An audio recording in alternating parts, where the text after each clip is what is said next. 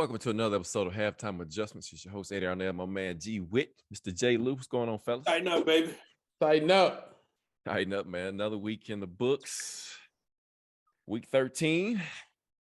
Coming in with some challenges for the two-tone blue.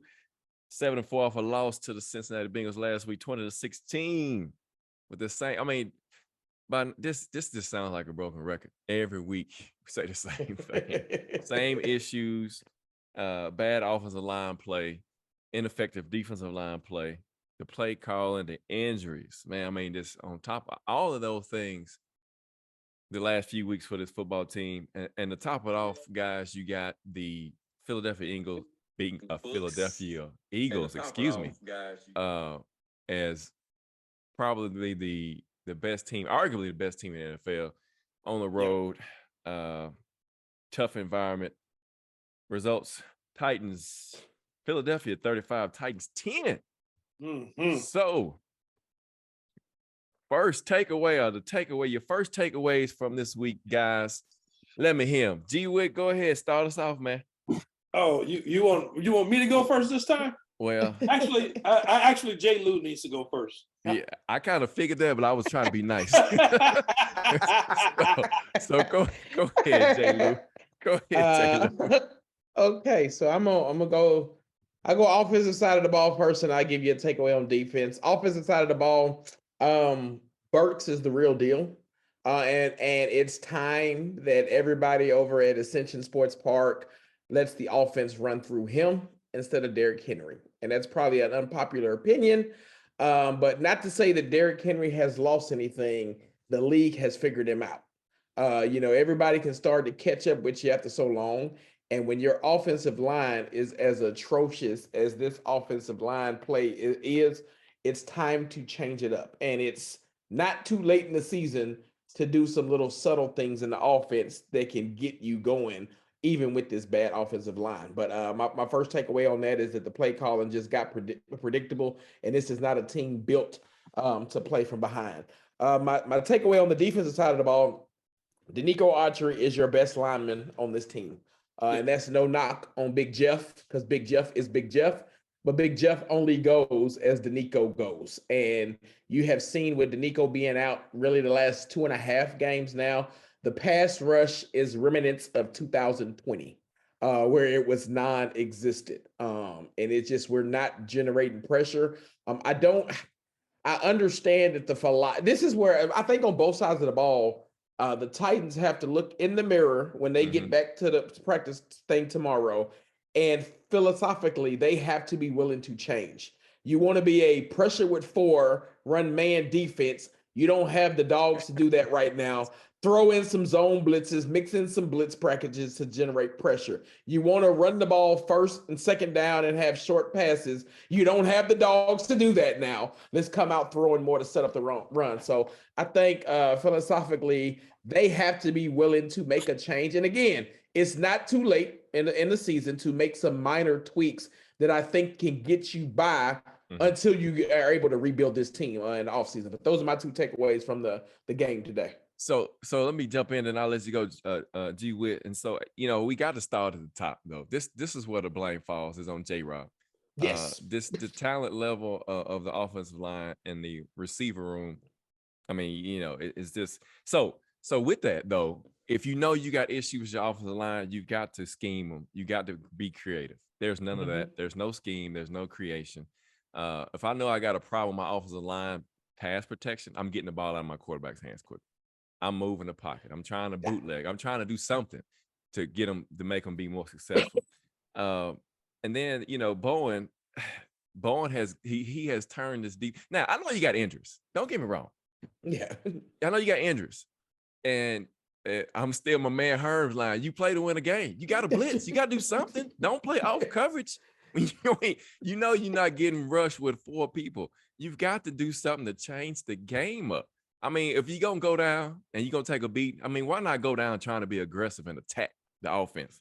And so that to me, that's just on both sides of the ball. Those are my takeaways. And like I said, it starts with J-Rob, and then it just goes down from there. And the coaching is just, it's like they're hoping, Jeff Fisher hoping to stay close in the game and get an opportunity late Brought to up where the pretty. where they get opportunity. And so, and Vrabel says as a game, changes are going to happen. Are they really going to happen? Are they? I No. mean, we at a crossroad. Are they? What are they?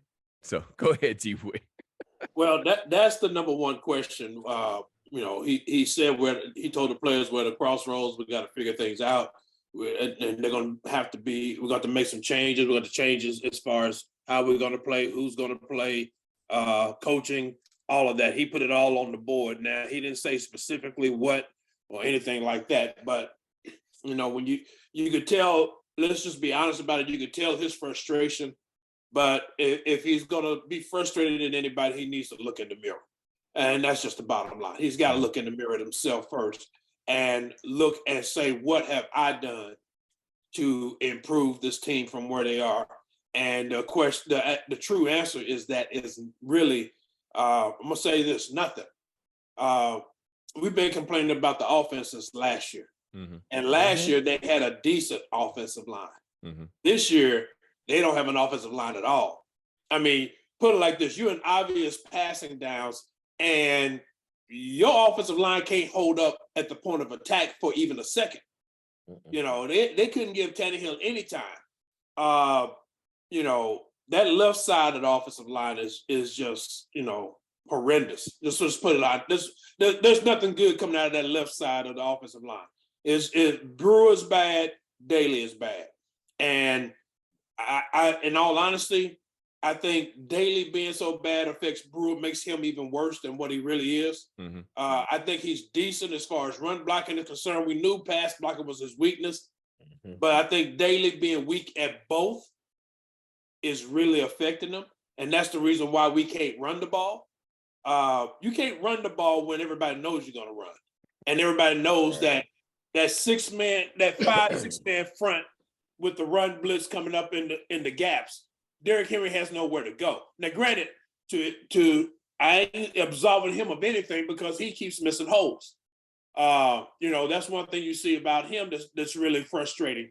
And I know a lot of it more likely has to do with the fact that he can't get started. I mean, he's having to dodge people before he even gets to the line of scrimmage. So let's just be real about that. Same thing with Tannehill. That falls squarely. Tannehill's issues to me fall squarely on the offensive coordinator and the offensive staff because, like you said, if your offensive line is that bad, you got to adjust what you're doing. You cannot continue to try to run this long, drawn-out offense with nobody running slants or across the middle to get the ball out quicker or anything. I mean, a lot of times on those 3rd and 7s, 3rd and 6s, you got people running 10-yard routes. I'm like, dude, really? Defensively, I agree with you totally. I mean, the defensive scheme for the day, they coached the defense scared. Mm-hmm. I'm just gonna put it out there. They coached it scared. Mm-hmm. And then on top of that, you're playing a soft coverage defense, and I understand it's because your defensive line is so weak right now. But the bottom line is you ended up getting two of your main players hurt with hamstring, one with a groin, one with hamstrings. And that's going to be a problem.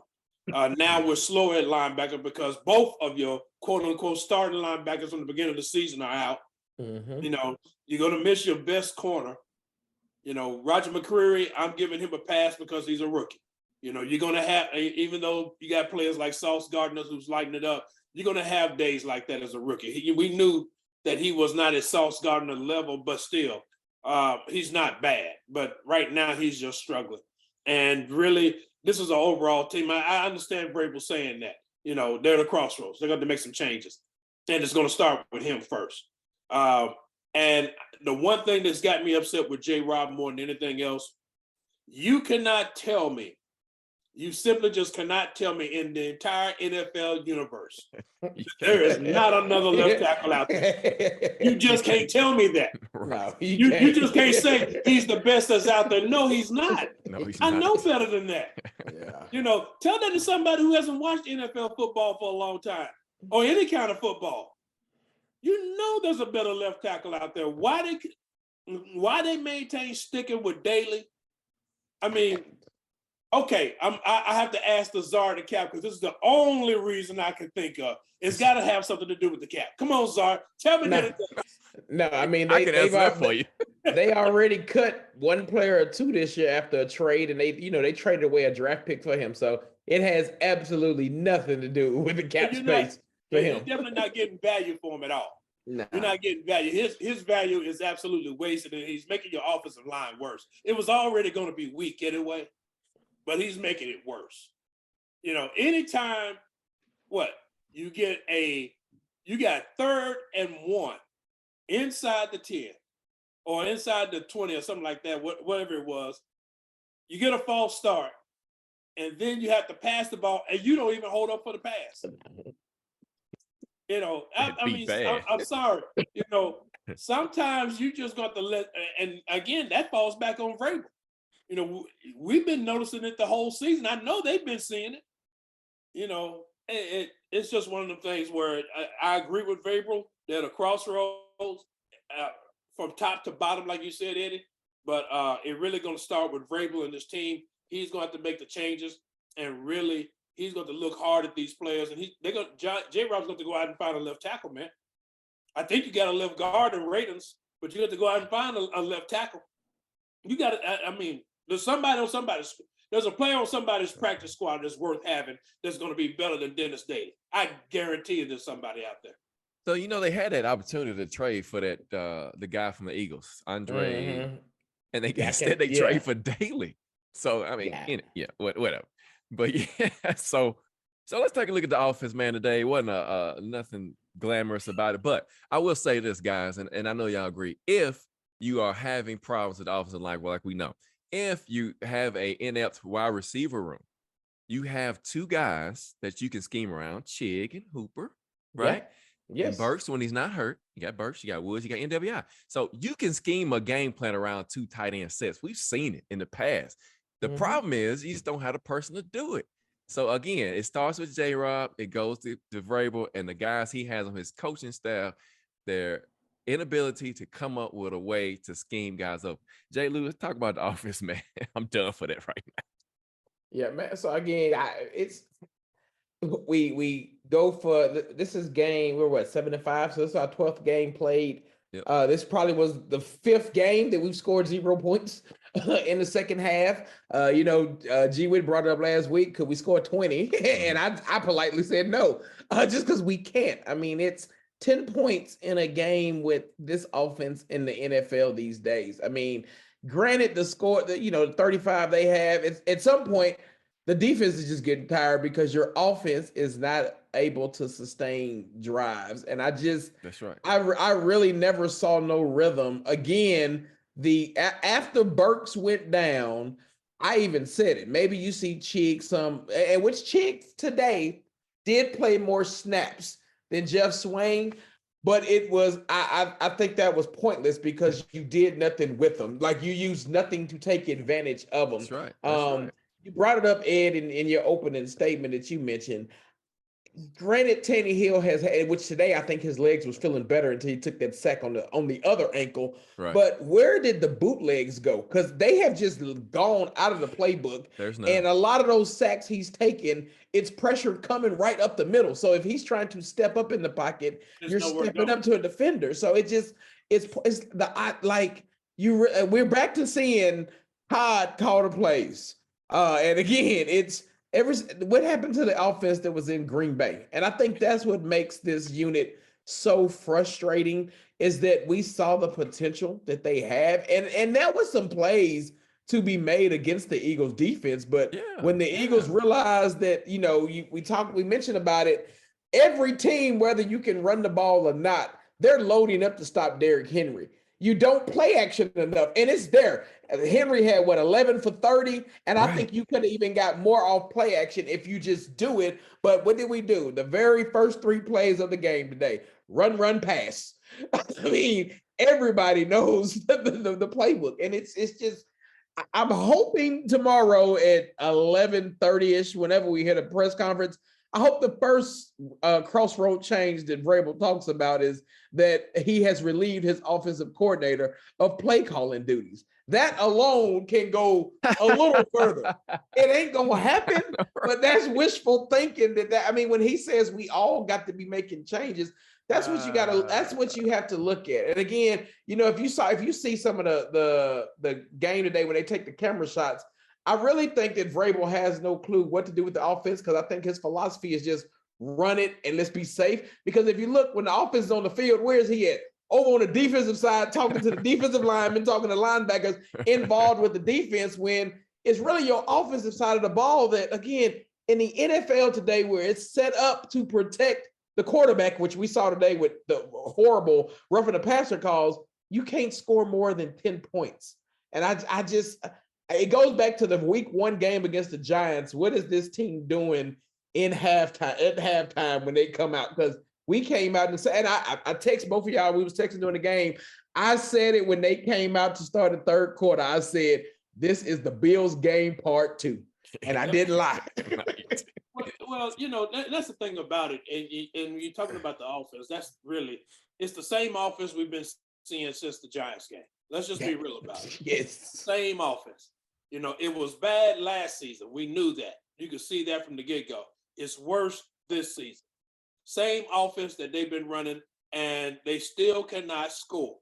And that's the problem that you have with this offense. I looked down and just went through the play drives and everything on the website, and the amount of, third and longs that they had, can't recover from a holding penalty. And the funny thing about it, if you notice that when they did, especially in the first half, when they did play action on first down, they got great yardage. 7 yards, 12 yards. But then you come out in the second half, and what do? Run, pass, sack. Yeah, sack. And that's what happened. I mean, and that's the thing that's driving me crazy with this offense, really, is the fact that they're not adjusted to who they have. It's like, okay, the bottom line is the definition of insanity is you continue to doing the same thing, thinking it's going to change. Yes. And and 12 games in the season, you still have not figured out that you don't have an offensive line that can run the offense the way you normally would like to. You just don't have it. And you're not adjusting to the talent that you have. There are no quick passes. There's no quick pace offense.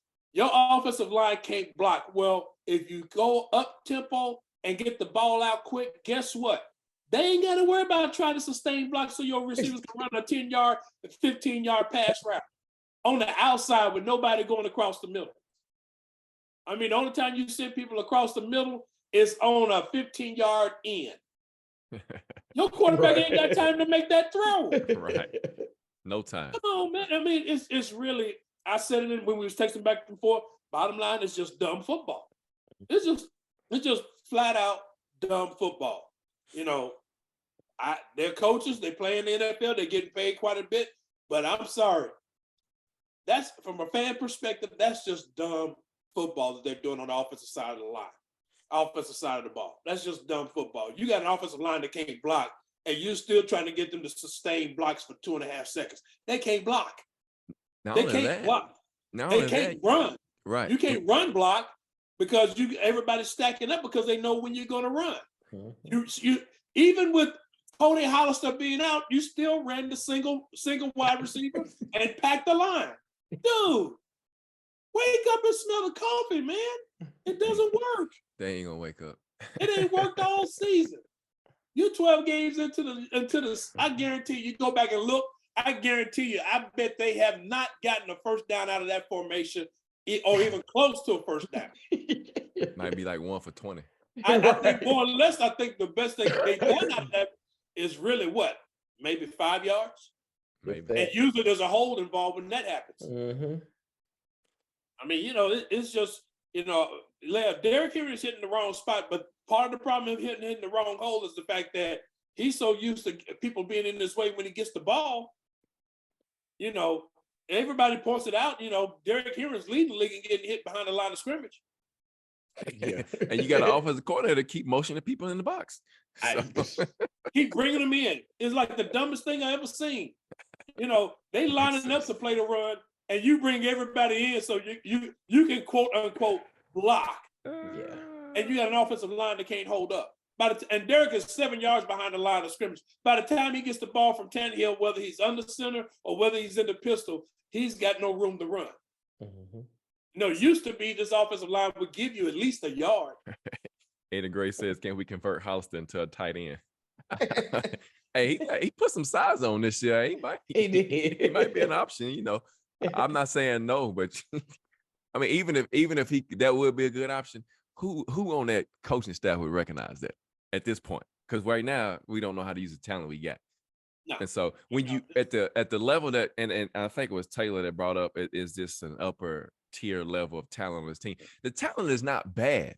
The talent's not bad. The problem you got is you got injuries. The offensive line talent is bad. It is on the left side in particular. The problem is you got injuries and you got a coach that doesn't know how to scheme, right? When you got some issues on the offensive side of the line, and then you got some receivers that can't get open, then that's when you start doing different stuff. I would say this: it's not that you don't have a coach that doesn't know how to scheme. You got a coach that doesn't know how to scheme to the talent that he has. Oh yeah, I mean, yeah, right. I mean, that's just what it is. Yeah, that's what I was saying. Yeah, he doesn't know how to scheme to the talent that he has. Now, your talent dropped. Let's just be real about it. It dropped when a rookie coming out of college is your best receiver, hands down, and the only one who can get open. Your talent at receiver dropped. Well, let's just be fair. We haven't had good receivers in 2 years because AJ Brown and Julio are equivalent of Treylon Burks. Yeah. They just wasn't on the field enough, but we saw when you tried to make NWIM a one last year, how that worked. So it's that, and I think that's what the sad part is. Robert Woods is probably a late 2, early 3 at best, but I don't even think we're running, to your point, Ed, about scheming. We're not scheming to his skill set. Because the crossing routes, the outs, everything that you would have thought, that's what he does. Go back and watch the Rams from last year and the years he played, and we're not throwing those type of passes to him. I said it at the summer that Hooper needed to have 70 to 85-yard catches, and that's a great season for him. You're not doing enough of that. The scheme went out. I'm going to say we don't have a coordinator that can scheme, because I think the game planning scheme went out the window when we lost Arthur Smith.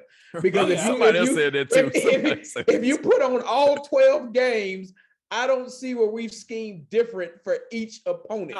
You've got to take the Green Bay game out of it, because that's the unicorn. That just something magically happened that night. But you look at the rest of them, it is, to your point, G. We're just running a system, and that's the system's broken at this point. Yeah. Well, I mean, because everybody's caught up with the system. Yep. I mean, it was okay. You ran the system last season and got away with it. Mm-hmm. But even getting away with that, we saw the league slowly catching up to it. Because if you notice, if you go back and look, if I'm not mistaken, scoring went down steadily throughout the season, where you couldn't really move the ball. Really, if you go back and look at last year, your defense did a lot of scoring. When we went through the gauntlet, your defense was playing lights out and getting the ball turned over, getting interceptions, returning them for touchdowns, things of that nature, right? And giving the offense a short field. But really, when you go back and look at the games from last season, by the midway point of the season, the offense really wasn't moving the ball. And so this year, with the injuries we've had on defense, it's just magnified what we were seeing on offense all last season. Well, and then the other part is you don't have nobody can get open. You had AJ Brown last year, right? And your offensive line on the left side was better with Taylor and Roger Saffold. So those are the two biggest differences between last year and this year. But you're right though. The decline was steady throughout the last season. Even when your defense has a game where they dominate the line of scrimmage in the playoffs and you can't score but 16 you can't score 60 points. Yeah, so you can score. 11 first downs today, 4 13 on third down, 209 yards of total offense. Like I said, nothing to too glamorous there. Tannehill was 14 of 22 for 141 yards, 6 sacks. He was the leading rusher today on 3 carries for 34 yards. So, hey, it is what it is at this point, man. 0 for 2 in the red zone. Like I said, 7 penalties for 82 yards. And so it's a bad day all around. We knew it was going to be a tough game. The Eagles, they've been loading up. They brought in some extra bodies to help. Jordan Davis came back today. And it didn't really matter that he came back because, like I said, offensive line wouldn't get any movement, and we continue to run these tight formations where you try to run the ball. And, as we've been saying every week since, I guess, the beginning of the year, every time they want to throw the ball, they take Derrick Henry out of the game, and here he comes in. So, I mean, it's like, anyway, so let's flip over to the defense, guys, because again, I think the coaching was just planned to stay close. It wasn't trying to win the game. Didn't like the scheme. Of course, you saw, like you said last week, J. Lou, they had Fulton kind of following AJ at first, and they still had him playing off a little bit too far. They were rolling coverage to his side, which was giving up McCreary to Smith, which he had a rough day, like you mentioned. But again, you can help your guys if you bring pressure.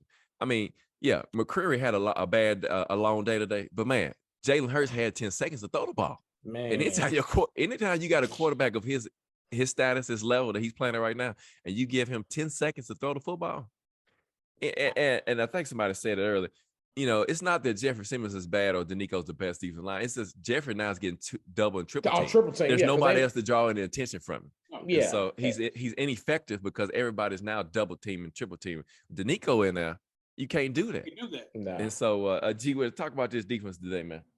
Well, I think you just hit on all of it, really, because bottom line with that defensive line, like you said, with Big Jeff getting double team all the time and getting triple team, there's not a whole lot of damage he can do. I mean, he did some, but you figure the fact that he's getting double team and he's playing on a bum ankle, without the Nico being in there, there's nobody to put fear. And in all honesty, it's affecting Bud as well because he is having a hard time getting to the quarterback as well.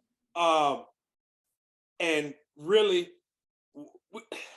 let's just be honest about it, man. We thought we had some things going with some of this talent, and I think if Harold Landry doesn't get hurt at the beginning before the season starts, we might be okay. We wouldn't be seeing Weaver as much as we're seeing him, but he has digressed considerably from the first half of the season with his play. Really, his play has gone down ever since he was late to a meeting and then put out that stupid tweet. He hasn't played worth a flip since then.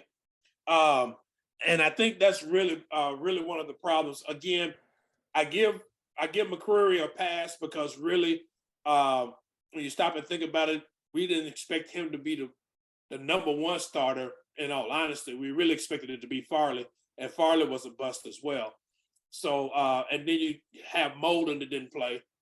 So, it's just right now the injuries are killing them on the defensive side of the ball. The injuries are flat out killing them because you just can't get in push on anything. I mean, an 17-game season, 18-game season, it's a long season, and you got players who cannot get the recovery that they need because they're having to play so many minutes. It's just, I mean, David Long is playing, but you saw today he went on the sideline and that hamstring finally gave out on him. Christian Fulton got bit on that double move, ran into a brick wall with AJ Brown, but hurt his groin. OPI. But hurt his groin, and all of a sudden, boom. Avery's having to play a lot, and and he's a rookie. So it's just one of the things, man. Like I said, the injuries are just catching up with him. And on the defensive side of the ball, the defense, in all honesty, if you stop and think about it, they're really not that bad. I mean, they gave the offense plenty of times to match up with Philly as far as scoring is concerned. It's just you can't continue to play top level defense when your offense simply cannot move the ball. And I mean, that's not dealing with scoring. Yeah, right. That's just taking time off the clock and driving the ball. Keeping the ball for 4 to 5 minutes and giving your defense a rest. You keep going in there and getting these 3 and outs, and you only got the ball for 2 minutes and you got a punt. After a while, your defense gets worn out, regardless of how good they are. And with the injuries we got, it's just making it worse. It does. So really, the problems with this team, and you know, I know people don't like hearing it, but even the problems with the defense really go back to the offense. It really goes back to the offense. One comment I want to get in, and it was said last week too, and Deion brings it back up, is our DBs are too short, too small. You know, you got these big receivers like AJ Brown, you got T. Higgins.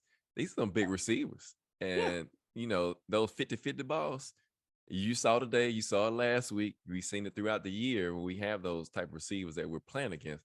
It just doesn't fare well with the smaller DBs. And then to that point, you see Fulton having a problem staying healthy because he gets a lot of contact. He got ran over by a Mack truck right now. He's hurt. Sure did. Right. So, you know, even with that, I mean, if you stop and think about it, if you got a good pass rush, that helps negate some of that because the ball definitely has to come out quickly. So therefore, they're not high pointing the ball or anything like that. But again, I go back to the same thing. Really, even though your defense is not playing great, it still goes back to the fact that your offense can't move the ball. And I say that because I've seen this happen before. You know, you mentioned it earlier. I've seen it happen under the Pretty, where the offense is so ineffective that it affects a pretty good defense. You know, and the defense they had back then towards Jeff Fisher's latter years was not as good as what we got right now, talent-wise. But the problem you had was that the offense was horrible, never could move the ball, and the defense just got worn out, and mistakes just got magnified. So it really goes back. If Vrabel's going to look at anything, he's going to look at his offense like, we can't even make a drive. Right. We can't even keep the ball for 5 minutes and give our defense a rest to where they can at least try to recover on the sideline, catch their breath, go over some things, and make adjustments. They don't have time to. Right. Why? Because your offense is getting on the field going 3 and out. All the time. All the time. All the time. All the time. So the silver lining, though, through all this, they only gave up 67 yards rushing to the Eagles, which, you know, the Eagles got a top 3 run team. I mean, he give up passing. With 386. And so again, that they had to throw the ball, and then you don't put your people in a position to make plays. And so Jay Lou, I don't know if you got anything for the defense, man, but go right ahead. Yeah. So I got one thing for the defense, is kind of for the whole team. I think that Kevin Byard needs to be in charge of nutrition or whatever, because he's an Iron Man, and yet we continue to lead the league in soft tissue injuries. It's funny. AJ Brown was here, and we complained that he couldn't stay healthy and had soft tissue injuries. He missed a game or practice in Philly. You got Adoree Jackson, couldn't stay healthy when he was in Nashville, doing great for the Giants, ain't missed time. So it makes you stop and think, what is called, again, freak injuries happen. The twisting of Tannehill's ankle. Roger Sappho's been healthy the whole time. What are we doing here in Nashville that's causing a lot of these soft tissue injuries? And again, I think about somebody like Byard. He ain't missed a game. You talk about playing minutes and playing snaps, yet you never see him with any type of soft tissue anything. So I just think something's got to be aligned with all the team on that. But yeah, there's nothing left to say. I will say another silver lining. I think I don't think, and again, I know they're a little small in stature, and I think a pass rush would help. But I actually think that Trey Avery has played his way into a nice rotation spot as a DB. You really, if you think about it, you ain't really got one. When we had Terrence Mitchell out there earlier, you would see him they were picking on him. Rodgers getting picked on a little bit more than Trey Avery now the last couple of weeks. They picking on Rodgers. And I think a lot of Rodgers is he just plays, his technique a little bit today was just off. And again, a lot of his coaching, because you know how you could stop some of those contested balls even without a pass rush, is play bump. I don't mind you playing man-to-man if that's what you want to play. But I have a problem with you playing man-to-man and your man is 8 yards off. That's a problem, especially when you're giving these big bodies like AJ a free release off the line. So the defense is, and again, Zach Cunningham, for all we want to say about him, we need him back too, because I think Joe Schobert today proved that he's just a backup he's too slow. He's extra slow. And Monty Rice to me is just playing through the rust. Because I think the speed's there for Monty. He just hadn't had enough playing time there. But you're hoping that you can get David Long back. I think if I was a betting man, I would say that you probably don't see Christian Fulton Sunday with a groin. You probably don't see Treylon Burks because if Vrabel's track record is anything, concussion means you miss 2 games. Maybe 3. So you probably maybe 3. So you don't see Burks, but you're hoping that you can get Molden back next week. You're hoping that you're hopefully a week or so away from Danico being back, and then Zach Cunningham. I remember when he went on IR, but you're hoping his time, right? Yeah, he's due to come back. No, this is his first time on IR. Oh, okay. Yeah, he can come back. So you're hoping that you can see him come back. You hoping that you can get Phillips. And I think that's the silver lining after taking a beat down like this. You've always seen this team be able to get up off the mat and respond. Now, none of the games are played on paper. We know that. But you got a favorable schedule coming up right. with three division games left, the Chargers and the Cowboys. So you've got to find a way to get 3 wins minimum out of that next 5 to set yourself up for 3 or 4 seed in the AFC to get you that home playoff game. And then, as we saw last year, it's about the team getting hot in the playoffs. I mean, Cincinnati made the Super Bowl going 10-7. They just got hot at the right time. So you want to get in the dance and be playing football. So I think the silver lining is, if I'm not mistaken, the Titans have 5 spots left they can bring back from IR, because you can bring back a total of 8. And I think they brought 3 back for the year. So if you can get healthy at the right time, it's not all lost. I mean, it's a good thing. The good thing that you stacked all these wins early in the season, right, and a great thing that you play in the AFC South. So that helps you be able to find your way. Because again, we just need you playing good ball as the calendar goes December to January. But you can't keep putting forth these efforts where you think 10 points is going to win you football games.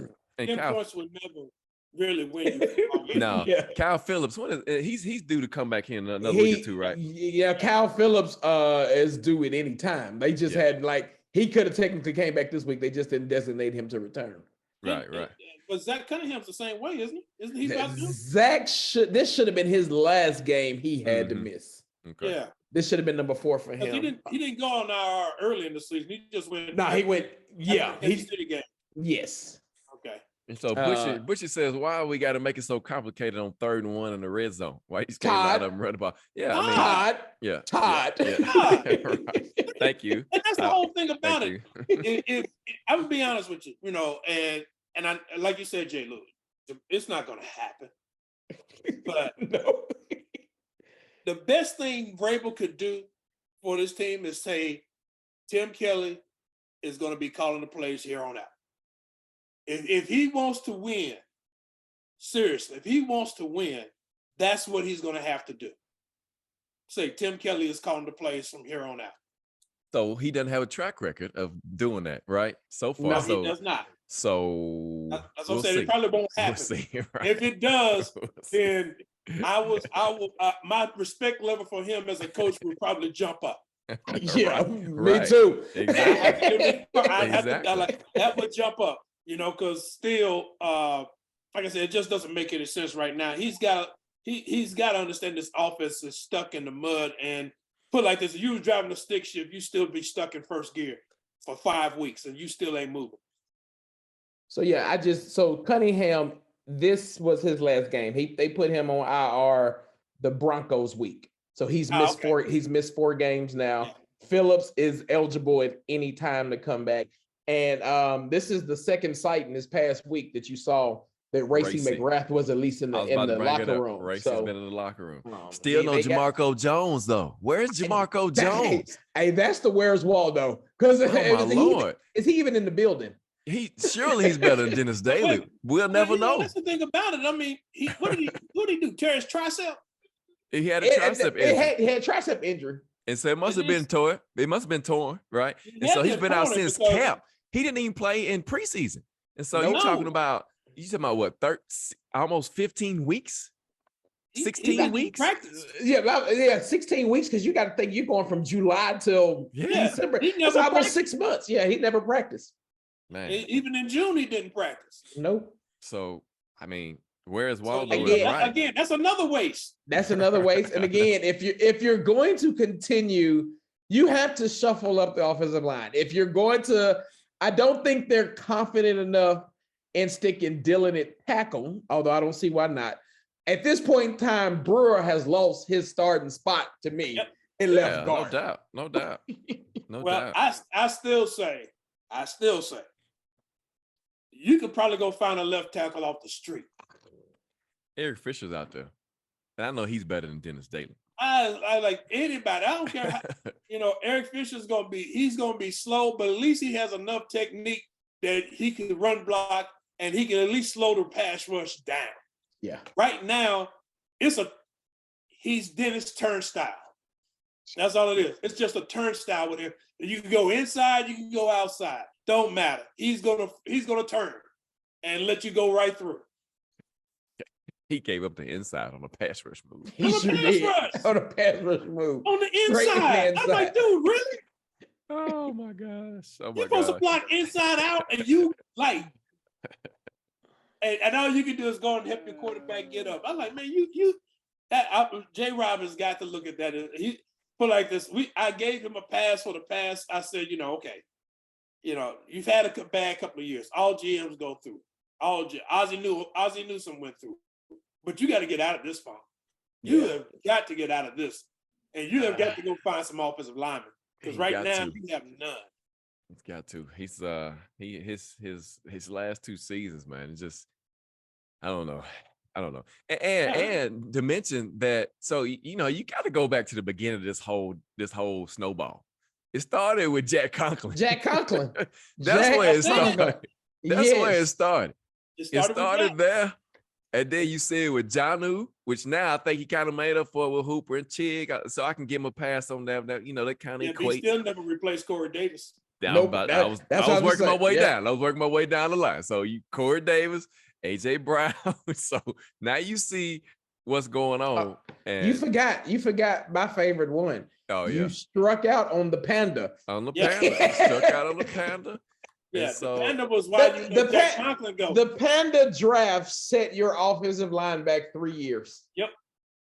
If not 4. If not 4. Yeah, a lot of people in the chat talking about the Patriot way is not working, and they need to stop being stubborn. And which they do. Patriot way ain't working for the Patriots either. So right. And I think Taylor said that. So yeah, right. For the Patriots either, but now you really, like you've been saying. First of all, we know the Jack Conklin deal started the snowball effect. That in the 2020 draft, because you got to figure with all the draft picks you had in 2020, you only got one player. And he's hurt right now. And he's hurt, and he stays hurt. Let's be honest about it. He pretty much stays hurt. Because he's playing too many snaps. To your point, J. Lou. 2021, you don't have really. Who's left in 2021? That one, but 2021, what you're figuring out is that what you drafted were all backup players. Who's left from 2021? 2021 is Rashad Weaver, Monty Rice. Oh, Weaver. Okay, Weaver, Molden. Monty Rice. Yeah, Molden. Yeah. I was confusing it with 2020. Never mind. I gotta. They ran so close together. It's easy to do. No, but 2021, you still have some good players that come out of that. Yeah. But really, when you stop and think about it, they're backups. Oh yeah, no, and so that to the point you brought up about Weaver earlier, he's hit the wall. Yeah, you got to remember this is basically his first full season. His first full season, he's hit that wall because he's playing too many snaps. Same thing with McQuarrie. He's playing too many snaps. And again, if you look at McQuarrie played at Auburn last year, they season over after 12 games. Yep. He's hit that 12th game and been tough. So you're hoping they find a way because you have no more buys. I mean, you get the Thursday night against Dallas. You got the Thursday night against Dallas, but other than that, you have no more buys, and you're not going to get a buy going into the playoffs. So you've got to figure out a way. Again, that's why I think the schedule is favorable. You still got to win, but you've got to find a way to get three victories can lock it up for you. Where I think this might be a season if the Titans have the division clinched before you go into the last week. Don't be surprised you see Vrabel rest some players then to get them going into the playoffs. Because he hasn't been able to do that, and I think this will be the year you see him do that. Yeah, And so let's go on to special teams real quick. So I saw something today that is really telling. You know, you got you got Stackhouse back there, this booming punts, man. Booming punts. I mean, 57.3 average, 62 long. The Gunners are slow. The Gunners are trash. Slow. They're slow. They can't get down the field. And so when you have that problem, you get the 17 to 20-yard returns. Yes. And you get the field position flip. 17 and a half yard return average for Mr. Kobe today, 27 long. And so, you know. Well, there's a couple of things going on with special teams. One, you mentioned the right thing, the Gunners being slow and everything, but also the problem you have with the Gunners being slow. Again, that's another place where injuries are starting to take a toll. That's where you missed Mr. Farley. Yeah. From everything we said about Caleb, that's what he did well, was being the gunner. Yeah. Just because of his speed. Yeah, you're missing that. Let's be honest about it. Truth be known, it's weird, but you missed Hassan Haskins on kickoff returns today. Yeah. You missed him. Yep. Yeah. I mean, because bottom line is, Board is good with punts. He's, and it's weird. It's the weirdest thing. You got to admit, that's weird. You would think a punt returner would be good with kick returns. Nah. But he's not. Two different skill sets. Two different skill sets. And you miss Hassan. I mean, he's okay. He's adequate. At least he catches the ball and he doesn't drop the ball or anything like that. But, man, he doesn't know how to pick the holes when running back kickoffs at all. Yeah. And he hits them too slow. Mm-hmm. So, we really miss Hassan Haskins, returning kicks. I mean, he found a role on the team in addition to being a backup running back kicks, because I think he was averaging like 25 yards of return. Yeah. That's huge. Right. So, you stop and think about that. I mean, if they kick the ball short, he's going to get to the ball to the 30, 35-yard line easy. So, yeah, that, to me, Slim Randy kicked the ball well, I thought. Yeah. But, Stonehouse punted the ball. I mean, what he averaged today? 54? I think 57. 57 yards of punt, which is just ungodly. But like you said, the Gunners couldn't keep up with it. And really lost containment on trying to tackle, because the guy just stood there and waited and just shot the gap and just he was gone. So, it's just one of the things where everything today was just like, you just saw what had been some strengths on the team. You saw all those disappear today. Yeah. Even though they hadn't announced it, Ed McKinney, man, appreciate your comment, your question. Farley, he says, has Farley missed at least 4 games? He's probably done. He's done for the year. He's got a disc issue with that back, and so he's through. He's probably done. I don't think his career's probably done here too. They placed him on IR. They didn't designate him with the. Yeah, they didn't designate him to come back. So. He's on IR. Yeah. And so and they mentioned, and like you said, that his career's probably done too. Yeah.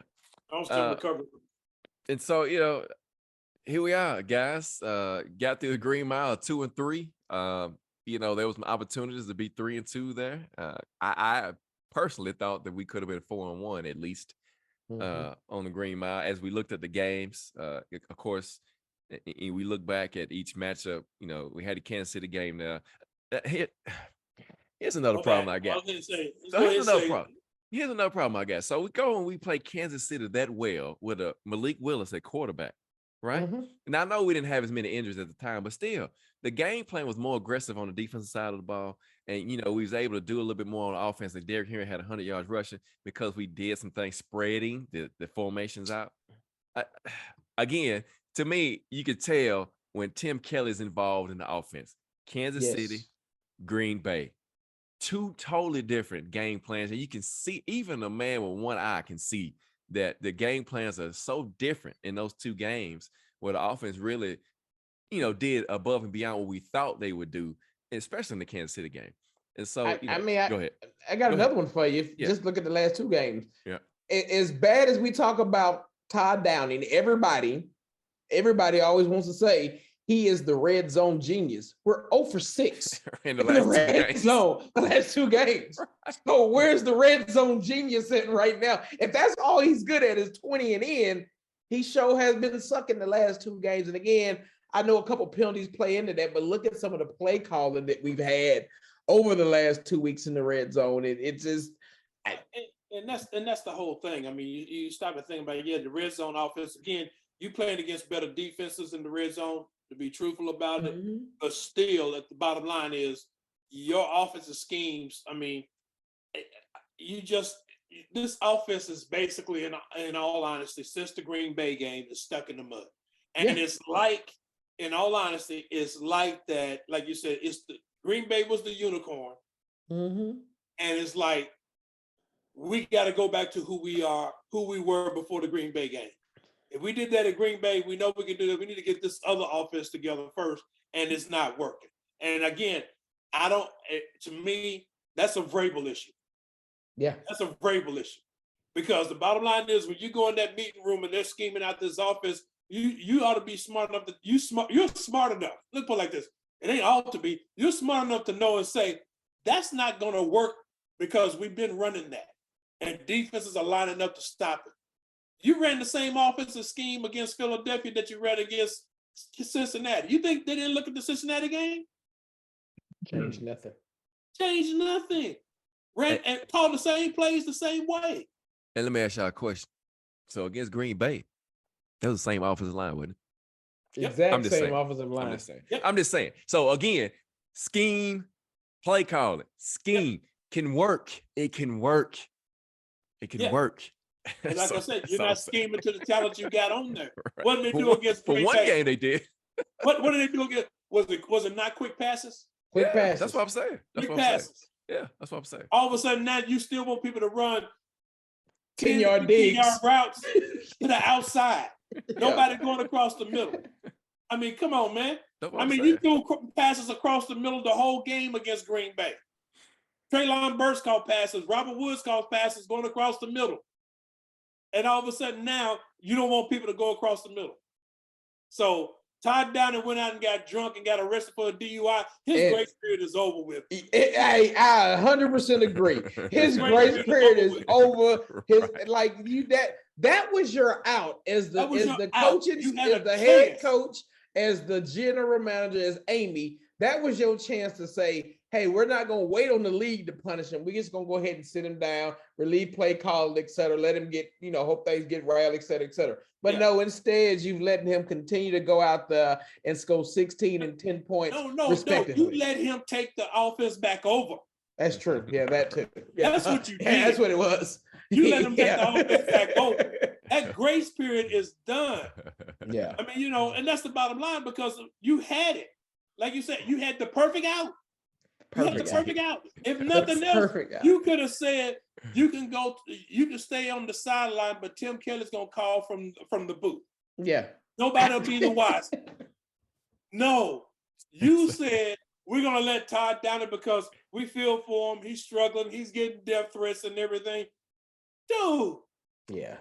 Per his words. Per his words. Right. I'm getting death threats. You ain't getting no death threats.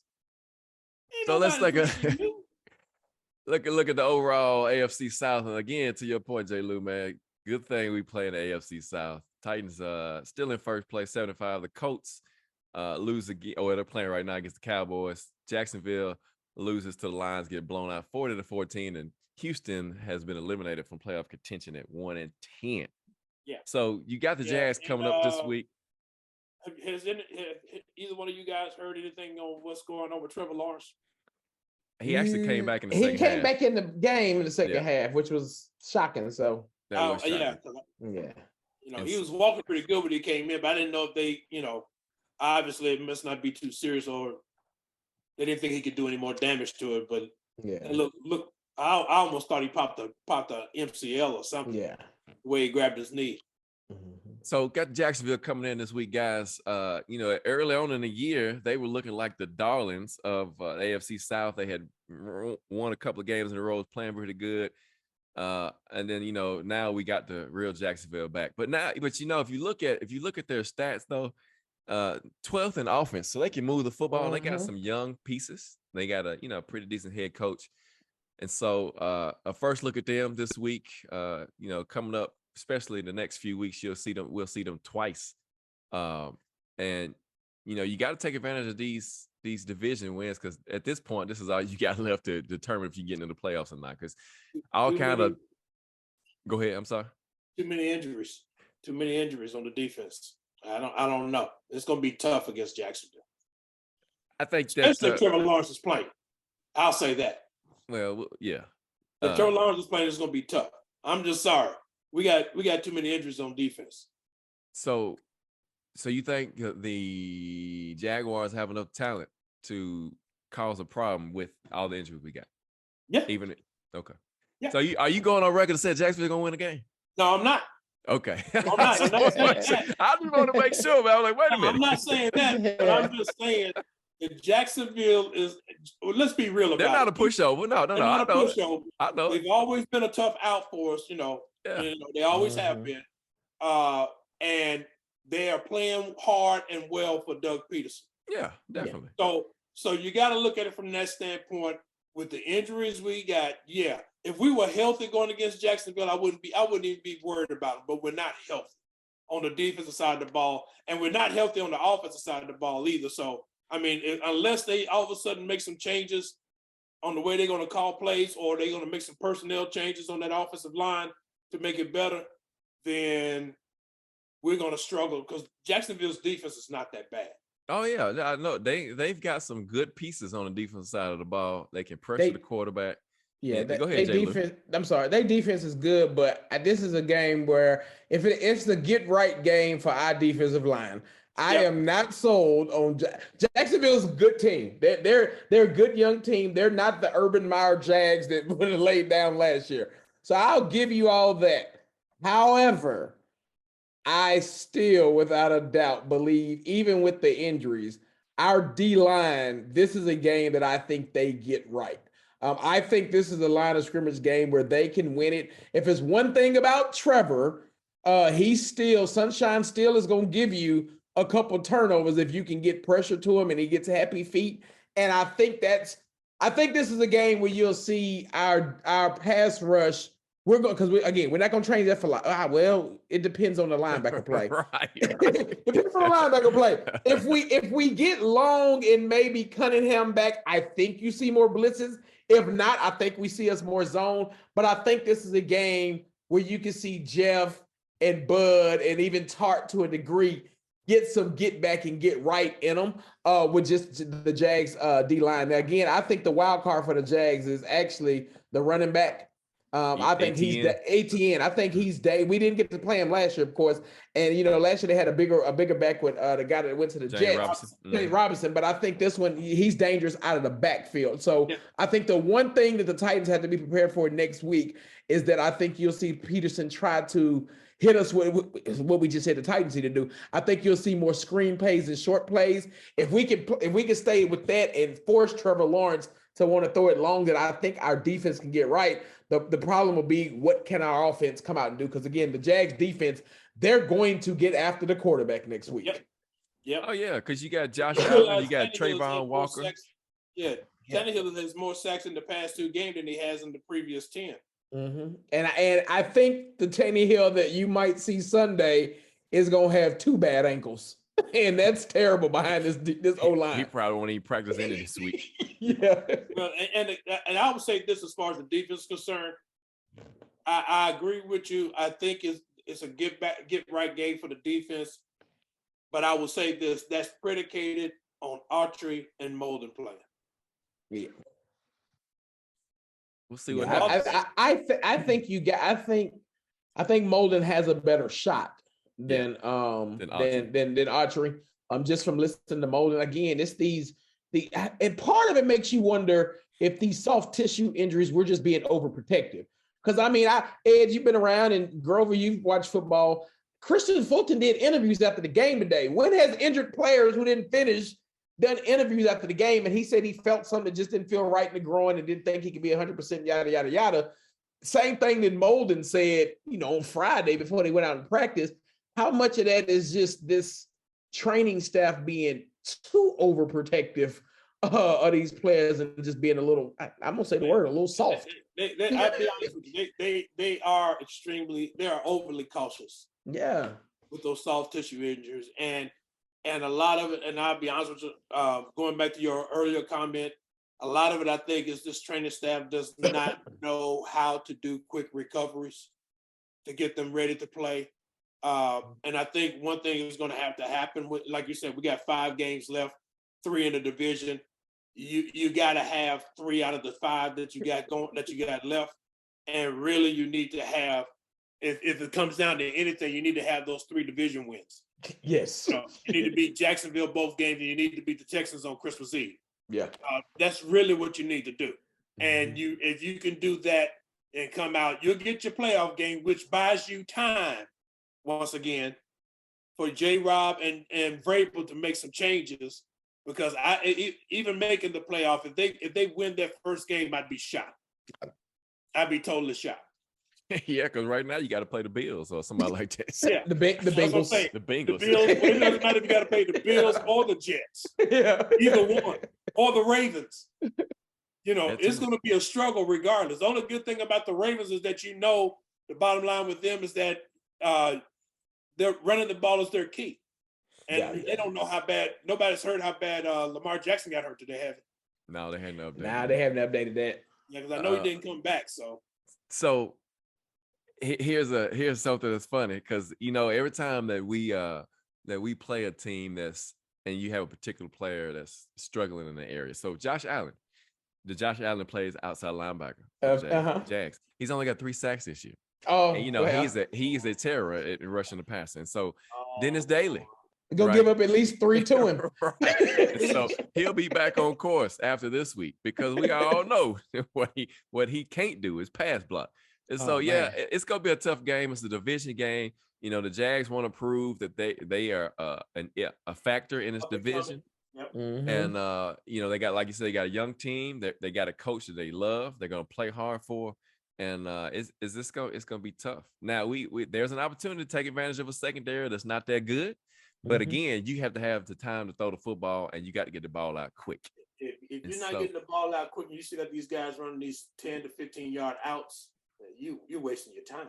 So not only though, it does Vrabel, and Deion brings up a good point. Not only does Vrabel need to make some changes on his staff, he also needs to look at this strength and conditioning team again for 2 years in a row, where you've got people that are getting hamstring, groins, quads, triceps. Soft tissues. All kind of. I've just never seen so many soft tissue injuries for a team. I mean, this is ridiculous. I mean, it really is. So other than the Caleb Farley injury and the Harold Landry injury, that's like major ones. I mean, everybody else has got groins. They've got hamstrings. Cunningham's got an elbow, but other than that, man, these other guys. I mean, good Lord. Nobody's playing. That's the problem, because not everybody's getting these injuries and nobody's playing through them. The only ones playing through them, Big Jeff with a terrible ankle, and Tannehill, who probably on a good year would have probably missed 6 games if you think about high ankle sprains. He's been out there hobbling, so he's trying to play through them. But no, everybody else is these, and it's our skill position guys. This DB room is terrible with soft tissue. No. But to be fair, that was the knock on Christian Fulton coming out of LSU, was just could he stay healthy? That's the reason why he didn't go higher than what he did. Because he couldn't stay healthy. And Will says there's something in the water here in Nashville. Yeah, it's something at that old Cumberland River over there. Cumberland Punch. So again, a young team coming in, hungry, wanting to prove something, and wanting to prove that they can knock off Big Brother. Because right now the Titans have been dominating the Jags. Everybody knows that. They know that too. And so the bulletin board material for them is that it's time for us to go punch back and make a statement. So it's gonna be a tough game. It'll be, somebody said it'll be one of those 19-16 games. Probably will. You probably won't see a 17-14 type game. It's gonna come down to Slim Randy making a field goal or something of that nature. A play here and there is going to decide the game. But as long as Downing is still running those tight formations against a stacked box, don't expect Derrick Henry to get over 30 yards rushing. I don't care. They could be playing the darn Houston Texans this week, and if he does the same thing and stack the box, they're going to do the same thing. I mean, it doesn't matter at this point, because you're already struggling blocking offensive line-wise, and now you're going to bring extra people in. Everybody in the box. So, thank y'all for joining us. Go ahead. No, I'm just saying, y'all said to be bringing everybody in the box. I mean, he brings everybody in the box.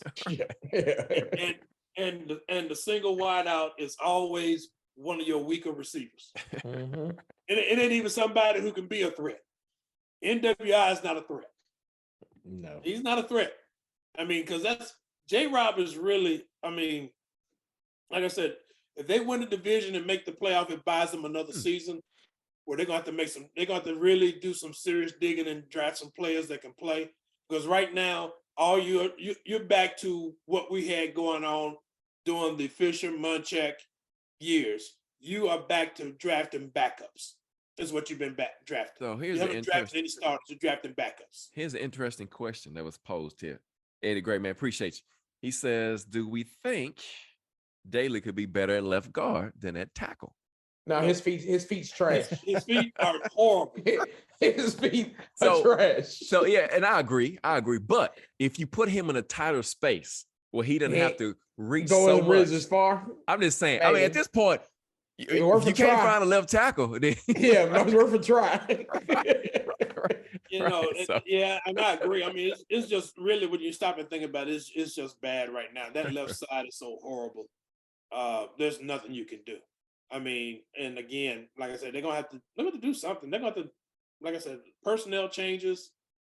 I think you got to have personnel and coaches changes to re-energize this team, like you did when you first got here. Mm-hmm. I mean, you playing against Buffalo. I can't even remember the receiver's name. He drops a sure touchdown from Mariota. By Tuesday, he was cut. All of a sudden, for the rest of the season, nobody drops a pass. Yep. You know, you stop and think about that. You cut Mariota, put Tannehill in there, starting the game and then you go on a winning streak because everybody's level of play picked up. You're gonna have to do something like that again on these last 5 games and make these changes. And one of the easiest ones to do is Daly, because I guarantee you, everybody on the offensive line knows that he's a weakness, just like they know Brewer's a weakness. So you gotta take Brewer out, play Radens at left guard, and play somebody else at left tackle. I don't know who it is, but I find it hard to believe there's not one better than Daly. I just find that hard to believe. And just chalk it, and those are things you got to just look at, just like you did with Vic Beasley when you said you made a mistake and you just cut him. That's what you got to do with Daly. You made a mistake, just cut him. Just cut him. Because I mean, there's no continuity on that offensive line with him there. None. There's none. Let's think about that. Now, most of the time you keep offensive line because they develop a rapport, continuity, and everything. There's no continuity with Daly on that offensive line. Well, guys, thank you again for joining us for another episode of Halftime Adjustments. Eddie Arnell, G with J. Lou. We are appreciate your comments, your questions, and supporting the show, man. Thank y'all. Hey, thank y'all for sharing the show too, man. I've been seeing a lot of shares and a lot of comments and the people supporting, man. And we appreciate that so much. Join us again next week, man, as we'll be back. You know, home game against the Jags. We'll be talking about that, breaking it down. Make sure y'all tune in at same time next Sunday, same channel. Be right here with us, man. Eddie Arnell, G with J. Lou, man. We are out of here. Peace.